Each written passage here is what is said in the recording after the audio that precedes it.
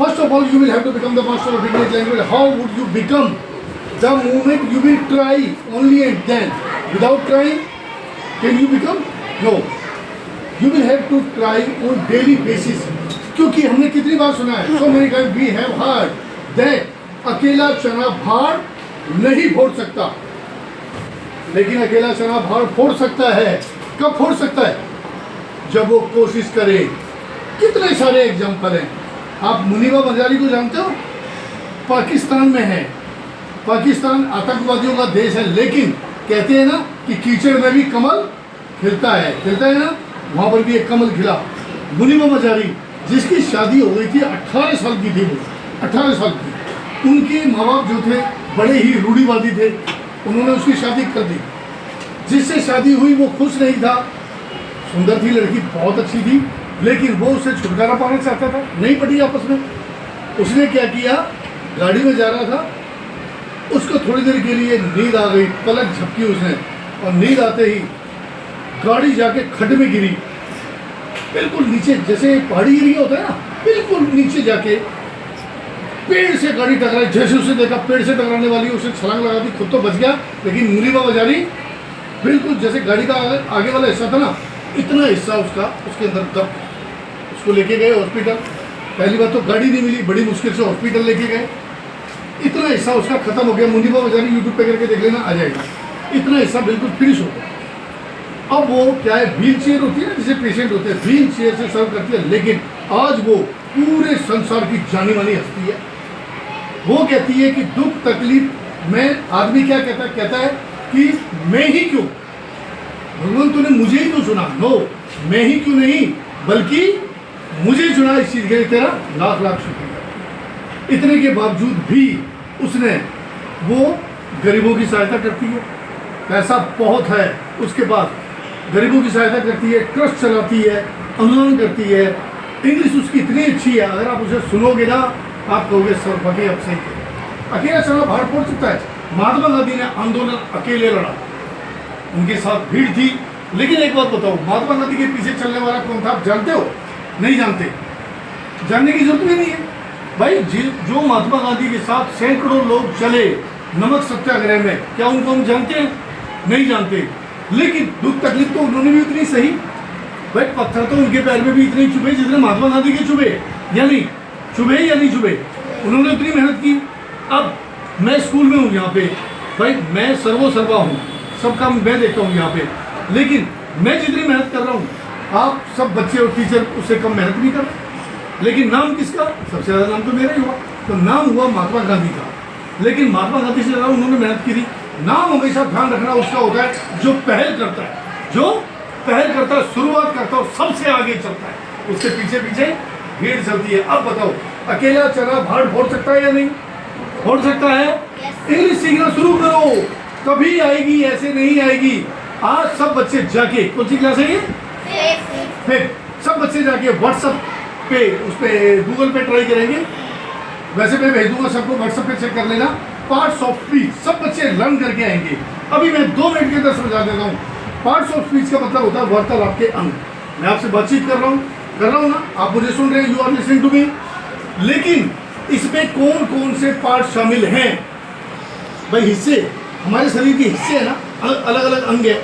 उंगली से हम क्या करते हैं, किसी को भी पकड़ सकते हैं, रोटी तोड़ के खाते हैं, आंखों से देखते हैं, नाक से स्मेल आती है, अरे अच्छी खुशबू आ रही है, नाक ही तो सूखेगी।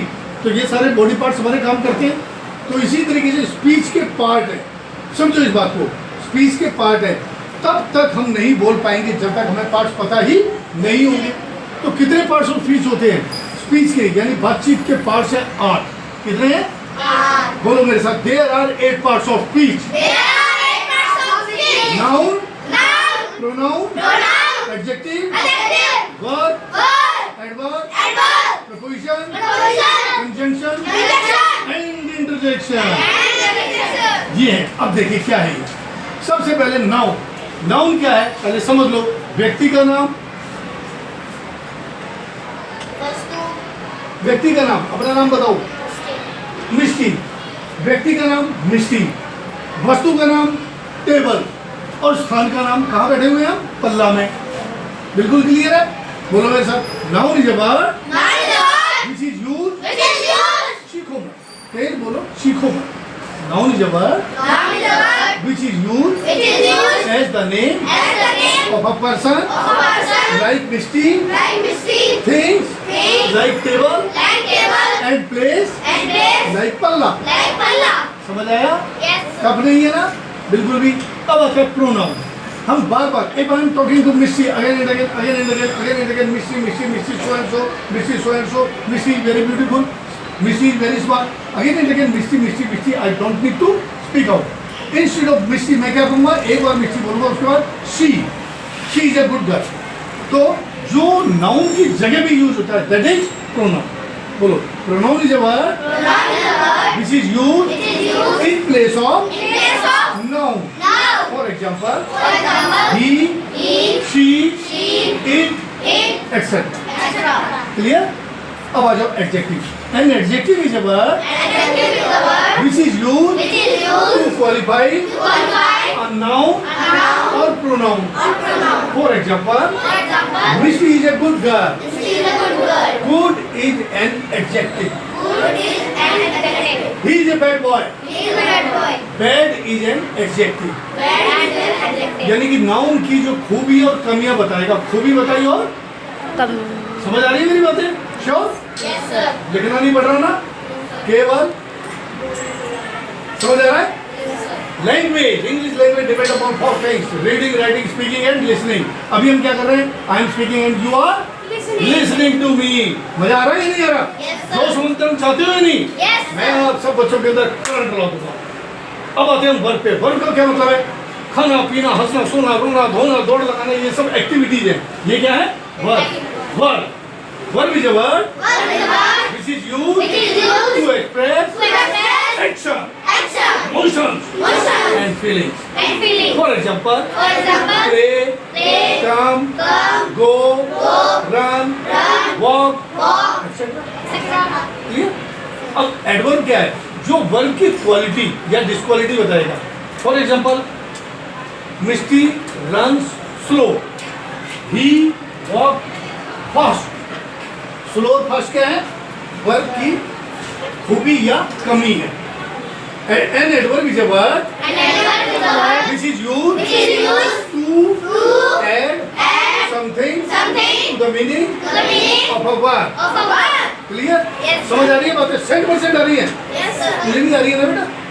पढ़ा कर दिल लगा के भगवान ने हमें सब कुछ दिया है, सब कुछ, दिमाग दिया, आँख दिया, कान दिया, नाक दिया, दोस्त दिया, सब दिया है, लेकिन उसके बावजूद भी जो उस चीज को रियलाइज करते हैं, समझते हैं, वो जिंदगी में आगे बढ़ जाते हैं। जो नहीं समझते वो जिंदगी भर बुद्धू रह जाते हैं। बुद्धू रहना है? बिल्कुल नहीं रहना। अब आता है प्रपोजिशन। प्रपोजिशन का क्या मतलब है? प्रपोजिशन का मतलब है समझना। प्रपोजिशन का मतलब है संबंध स्थापित करना। जस्ट लाइक क्या नाम है? Suraj. Suraj is sitting on the bench. Clear? On the bench. Suraj is sitting on the bench. Own word has set the relation between bench and Suraj. समझ आया? Own क्या है? Preposition. बोलो. Preposition is a word which is used to set the relation between noun and pronoun, between noun and noun, etc. On, into, above, below, all these are the preposition. अब आता है conjunction. Conjunction क्या है? जो दो sentence को जोड़ देता है। He is running, she is running. हम क्या कहेंगे? He and she are running. दो सेंटेंस आते हैं। Misty is running, Suraj is running. Misty and Suraj are running. Misty and Suraj are walking. Okay? हमने दो सेंटेंस को मिला दिया। Conjunction is a word which is used to join two sentences and two clauses. For example, and not only but also, either or, neither nor, etc. देखो, जैसे हम कहते हैं ना केवल मिस्टी बल्कि सूरज भी खेलने जाएगा। Not only Misty but also Suraj will also go to play. आया समझ? आसान है, कब नहीं है? कब आता है? इंटरजेक्शन। इंटरजेक्शन का मतलब क्या है समझना। इंटरजेक्शन का मतलब है सम सडन फीलिंग, अचानक मोच आ गई पैर में, ये सडन फीलिंग है। रिजल्ट का वेट कर रहे हो रिजल्ट का वेट है, और रिजल्ट आया। अब रिजल्ट आया, हे भगवान मैं तो फेल हो गया। ये क्या सम सडन फीलिंग। ऑफिस के लिए पापा चले और भूल गए चाबी, अरे चाबी तो है, अरे मेरी चाबी तो घर पे ही रह गई। अब क्या करें?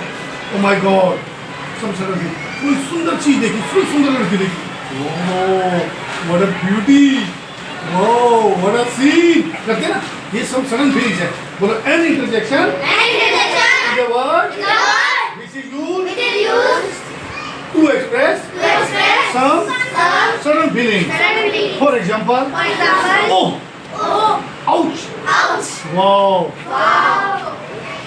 hi. These are the interjections.